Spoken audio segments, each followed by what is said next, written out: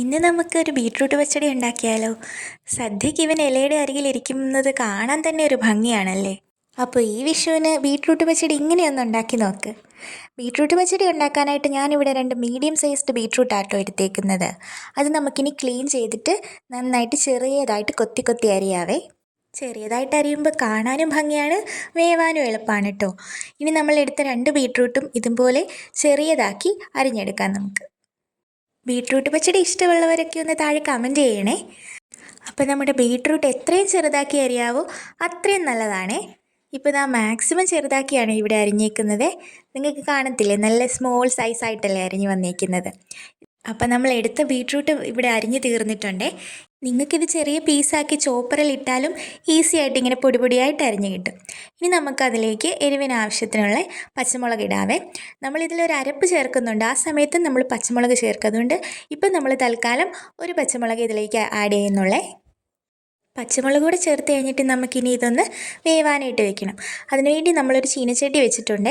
ചീനച്ചട്ടി ചൂടാകുമ്പോഴത്തേക്ക് നമ്മൾ അരിഞ്ഞ് വെച്ചേക്കുന്ന ബീട്രൂട്ടും പച്ചമുളകും കൂടി നമുക്കതിലേക്ക് ചേർത്ത് കൊടുക്കാവേ. എന്നിട്ട് നമുക്കതിലേക്ക് ആവശ്യമായ ഉപ്പും പിന്നെ കുറച്ച് വെള്ളം കൂടി ചേർത്ത്, വേവാൻ ആവശ്യമായ വെള്ളം മതിയെ, അധികം വെള്ളം ആവശ്യമില്ല. വെള്ളം കൂടി ചേർത്ത് നന്നായിട്ട് വേവാൻ വെക്കണം.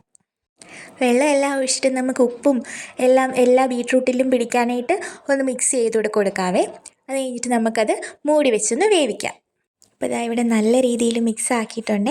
ഇനി നമുക്കതൊന്ന് മൂടി വെച്ച് കുറച്ച് സമയം കുക്ക് ചെയ്യാമേ. ആ കുക്കാവുന്ന സമയത്ത് ഇതിനു വേണ്ടി അരപ്പ് തയ്യാറാക്കണേ. അതിനായിട്ട് ആവശ്യത്തിന് തേങ്ങ എടുത്തിട്ടുണ്ട്. എരിവിന് വേണ്ടിയിട്ട് ഇവിടെ നമ്മൾ വീണ്ടും പച്ചമുളക് ചേർക്കുന്നുണ്ട്, പിന്നെ ഇഞ്ചി. ഇതിലേക്ക് നമ്മൾ ഉള്ളി ചേർക്കുന്നില്ല കേട്ടോ. ഇനി അത് നമുക്ക് നന്നായിട്ടൊന്ന് അരച്ചെടുക്കാവേ. ഇപ്പോൾ ഇതേ നമ്മുടെ ബീട്രൂട്ട് നന്നായിട്ട് വെള്ളമൊക്കെ വറ്റി വെന്ത് വന്നിട്ടുണ്ട്. ഈ സമയത്ത് നമ്മുടെ അരച്ച് വെച്ചേക്കുന്ന ആ കൂട്ട് നമുക്കിതിലേക്ക് ആഡ് ചെയ്ത് കൊടുക്കാം കേട്ടോ. നമ്മുടെ ബീട്രൂട്ടൊക്കെ നന്നായിട്ട് വെന്തിട്ടുണ്ട്. ഇപ്പം നമുക്ക് ഈ അരപ്പോട് ചേർക്കാവേ. അരപ്പൂടെ ചേർത്ത് കഴിഞ്ഞിട്ട് നന്നായിട്ട് മിക്സ് ചെയ്യണം. ആ അരപ്പും ബീട്രൂട്ടും എല്ലാ ഫ്ലേവറും എല്ലാം നന്നായിട്ട് വരുന്ന രീതിയിൽ നല്ല രീതിക്കൊന്ന് മിക്സ് ചെയ്തെടുക്കാം കേട്ടോ. പച്ചടിക്ക് നമ്മൾ അരയ്ക്കുമ്പോഴും ഉള്ളിയൊന്നും ചേർക്കില്ല, കടുക് മൂപ്പിക്കുമ്പോഴും നമ്മൾ ഉള്ളിയൊന്നും ചേർക്കില്ല കേട്ടോ. ഇപ്പോൾ ഇതേ നമ്മുടെ ബീട്രൂട്ടും നമ്മുടെ തേങ്ങയുടെ അരപ്പും എല്ലാം കൂടെ നല്ല രീതിയിട്ട് മിക്സായി വന്നിട്ടുണ്ട്. ഇത് നമുക്ക് ആ അരപ്പ് ചേർത്തിട്ട് ഇളക്കി ഒന്ന് വേവിച്ചാൽ മതിയേ. ഇതിന് മൂടി വെക്കേണ്ട ആവശ്യമില്ല കേട്ടോ. ഇളക്കി തുറന്ന് വെച്ച് തന്നെ നമുക്കൊന്ന് വേവിച്ചെടുക്കാം, ആ അരപ്പിൻ്റെ പച്ചമണമൊക്കെ മാറുന്നോടം വരെ. ഇനി നമുക്ക് സ്റ്റൗ ഓഫ് ചെയ്തിട്ട് ഒരു കപ്പ് തൈര് മതിയാവും ഇത്രയും ബീട്രൂട്ടിന്. ഒരു കപ്പ് തൈര് നമുക്ക് ചേർത്ത് കൊടുത്തിട്ട് നന്നായിട്ട് മിക്സ് ചെയ്യാവേ. തൈര് ചേർക്കുമ്പോൾ നമ്മൾ ഗ്യാസ് ഓഫ് ചെയ്യാൻ പ്രത്യേകം ശ്രദ്ധിക്കണേ, അല്ലെങ്കിൽ തൈര് പിരിഞ്ഞു പോകാൻ ചാൻസ് ഉണ്ട്. ഇനി അത് നന്നായിട്ട് മിക്സ് ചെയ്യാവേ. ഇപ്പം നന്നായിട്ട് മിക്സായി വന്നിട്ടുണ്ട്. കാണുമ്പോൾ തന്നെ നമുക്ക് കഴിക്കാൻ തോന്നുമല്ലേ, ആ കളറൊക്കെ ആയിട്ട്. ഇനി നമുക്ക് ഒരു ചീനിച്ചട്ടി അടുപ്പിൽ വെച്ചിട്ട് എണ്ണ ഒഴിച്ച് കൊടുക്കാവേ.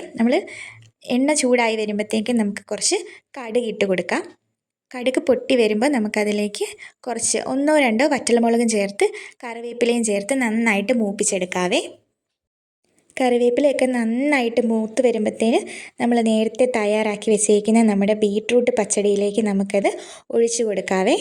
കാണാൻ തന്നെ നല്ല ഭംഗിയായിട്ടുണ്ടല്ലേ, കാണുമ്പോഴേ കഴിക്കാൻ തോന്നും. കാണാൻ നല്ല ഭംഗി മാത്രമല്ല, ഇത് കഴിക്കുമ്പോഴും നല്ല ടേസ്റ്റാണ്. അപ്പോൾ ഈ വിഷുവിന് എല്ലാവരും ഇങ്ങനെ ഒന്ന് ട്രൈ ചെയ്ത് നോക്കണേ. ട്രൈ ചെയ്തിട്ട് ഇത് എങ്ങനെയുണ്ടെന്ന് താഴെ കമൻറ്റ് ചെയ്യാൻ മറക്കല്ലേ. അപ്പോൾ ഇനി ഇതുപോലത്തെ വീഡിയോസൊക്കെ വേണമെങ്കിൽ സബ്സ്ക്രൈബ് ചെയ്ത് സപ്പോർട്ട് ചെയ്യണേ. അപ്പോൾ കളർഫുള്ളും ടേസ്റ്റിയുമായിട്ടുള്ള നമ്മുടെ ബീട്രൂട്ട് പച്ചടി ഇവിടെ റെഡി ആയിട്ടുണ്ട്. അപ്പോൾ എല്ലാവരും ഒന്ന് മറക്കാതെ ട്രൈ ചെയ്ത് നോക്കണേ. അപ്പോൾ ഇനി ഇതുപോലത്തെ സിമ്പിളായിട്ടുള്ള കുക്കിംഗ് വീഡിയോസ് കാണാനായിട്ട് എൻ്റെ ചാനലൊന്ന് സബ്സ്ക്രൈബ് ചെയ്ത് സപ്പോർട്ട് ചെയ്യാൻ മറക്കല്ലേ. അപ്പോൾ ഈ റെസിപ്പി ഇഷ്ടമായ എല്ലാവരും ഒന്ന് ലൈക്ക് ചെയ്ത് സപ്പോർട്ട് ചെയ്യണേ.